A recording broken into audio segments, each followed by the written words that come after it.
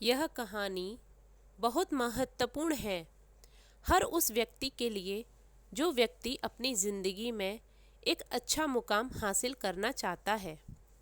यह कहानी आपको बताएगी कि लोग आगे बढ़ने वाले व्यक्ति को कैसे रोकते हैं। जिस व्यक्ति का निश्चय लक्ष्य होता है उसका रास्ता कैसे भटकाते हैं। तो आइए शुरू करते हैं आज की कहानी। एक बार एक गांव में बहुत ही प्रसिद्ध पंडित रहा करता था। उस पंडित का नाम मोहन था। वह पंडित जिस गांव में रहता था वह उस गांव में प्रसिद्ध मंदिर पर पूजा किया करता था और सभी शादियां व सभी धार्मिक कार्य वही पंडित किया करता था। वह पंडित इतना प्रसिद्ध था कि आसपास के सभी गांवों में उसकी चर्चा हुआ करती थी और सभी लोग उस पंडित का बहुत आदर किया करते थे। मोहन पंडित इतना प्रसिद्ध था कि सभी लोग उन्हीं से अपना धार्मिक कार्य कराते थे और दूर दूर से गांव में बुलाया करते थे और अच्छा दान दिया करते थे। एक बार पंडित जी अपने गांव से दूसरे गांव शादी कराते हुए जा रहे थे। वह गांव पंडित जी के करीब 4-5 गांव छोड़कर था। पंडित जी जब शादी कराने के बाद वहां से लौट रहे थे तो उन्हें एक बकरी भेंट स्वरूप दे दी थी। जब पंडित जी बकरी को लेकर लौट रहे थे तो वह पैदल पैदल अपने रास्ते बकरी को लेकर धीरे धीरे आ रहे थे, क्योंकि उनका गांव 4 गांव के बाद था। जिस रास्ते से पंडित जी लौट रहे थे उस रास्ते पर 4 ठग रहते थे और वह आने जाने वाले लोगों को लूटा करते थे।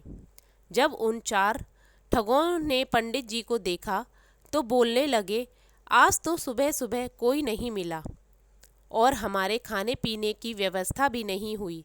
चलो आज पंडित जी को ही लूट लेते हैं। इतने में वह बकरी को चुरा लेते हैं। लेकिन उसमें से एक ठग बोलता है, अगर पंडित जी को मार पीटा तो सारा गांव वाले हमें छोड़ेंगे नहीं और हमें बहुत पाप लगेगा। तो ठग एक नई तरकीब निकालता है पंडित जी से बकरी छुड़ाने की और चारों ठग अपने अपने काम में लग जाते हैं। पंडित जी जब पहले गांव पहुंचने वाले होते हैं तो वहां पहला ठग उन्हें मिलता है, जो एक साधारण व्यक्ति की तरह पंडित जी से राम राम करता है और उसके पैर पड़ने के लिए झुकता है, लेकिन रुक जाता है और पंडित जी से बोलता है, पंडित जी आप तो बहुत प्रसिद्ध पंडित हैं और लोग आपकी बहुत इज्जत करते हैं, लेकिन आप इस गधे के साथ क्या कर रहे हैं। तो पंडित जी गुस्सा हो जाते हैं और बोलते हैं, अरे मूर्ख, ये गधा नहीं, ये बकरी है। लेकिन वह ठग उससे कहता है कि ये बकरी नहीं, ये तो गधा है। पंडित जी आपको किसी ने बेवकूफ़ बना दिया है।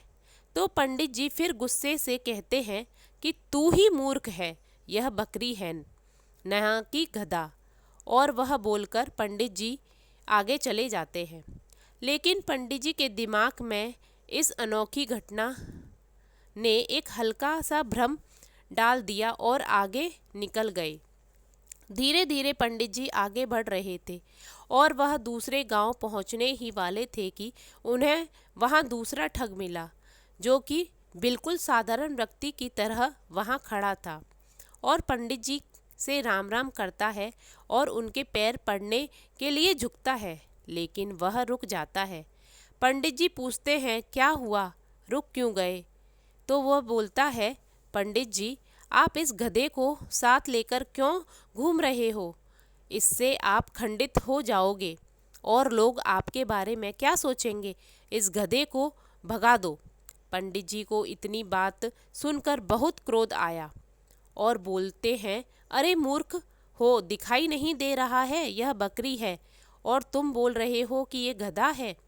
दूसरा ठग बोलता है कि ये पंडित जी आपको किसी ने पागल बना दिया है, यह बकरी नहीं है, यह गधा है और ये आपके साथ रहेगा तो आपकी क्या इज्जत रह जाएगी। यह सुनकर ही पंडित जी सोचने लगे, यह क्या बोल रहा है, मैं तो बकरी लाया हूँ पर ये गधा बोल रहा है, कहीं मैं सच में गधे को लेकर तो नहीं घूम रहा हूँ। अब पंडित जी सोच में पड़ जाते हैं और वह ठग वहाँ से चला जाता है और पंडित जी भी आगे बढ़ने लगते हैं। लेकिन उनके दिमाग में यही बात चल रही होती है कि ये बकरी है या गधा।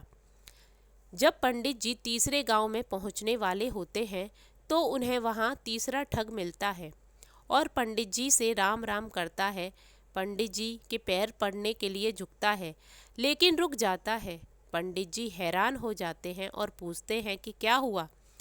तो तीसरा ठग बोलता है कि पंडित जी, मैं आपसे आशीर्वाद तो लेना चाहता हूँ लेकिन इस गधे को आपके साथ देखकर मुझे अच्छा नहीं लग रहा है। लोग आपको इतना मानते हैं, आपको पूछते हैं, लेकिन लोग आपको इस गधे के साथ देखेंगे तो क्या सोचेंगे। इतनी बात सुनकर पंडित जी कहने हैं, इस गधे को गांव के बाहर छोड़ने जा रहा हूँ। मुझे रास्ते में दयनीय हालत में मिला था और पंडित जी को वहाँ से निकल जाते हैं। कुछ लोगों की बातों में आकर पंडित जी का विश्वास खुद से उठ जाता है। उन्हें लगता है कि लोग सही बोल रहे हैं और मैं गलत हूँ, लेकिन फिर सोचते हैं कि मैं सही हूँ। इसी तरह उनका विश्वास खुद पर से गिरने लगता है और सोचते हैं कि मैं अपने गांव पहुंचने वाला हूं। अगर ये बकरी नहीं हुई और गधा हुआ तो लोग मेरे बारे में क्या सोचेंगे। यही सोचते सोचते पंडित जी चौथे गांव पहुंचने वाले होते हैं कि उन्हें चौथा ठग मिलता है और पंडित जी से राम राम करता है और पैर पड़ने के लिए झुकता है लेकिन रुक जाता है। तो पंडित जी पूछते हैं, क्या हुआ। तो वह ठग पंडित जी से बोलता है, पंडित जी, बाकी सब तो ठीक है, आप इस गधे को साथ लेकर क्यों घूम रहे हो।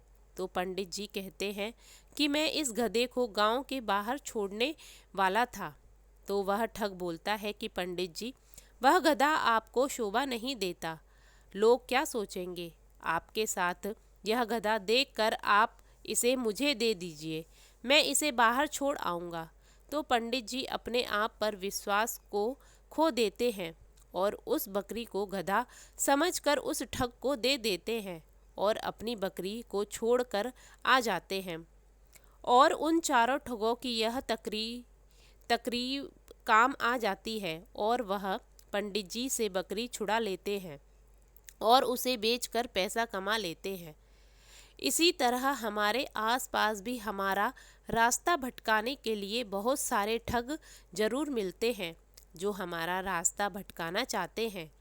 उनसे बचकर और खुद पर विश्वास रखना होगा, तभी हम अपने आप को लक्ष्य पा सकते हैं।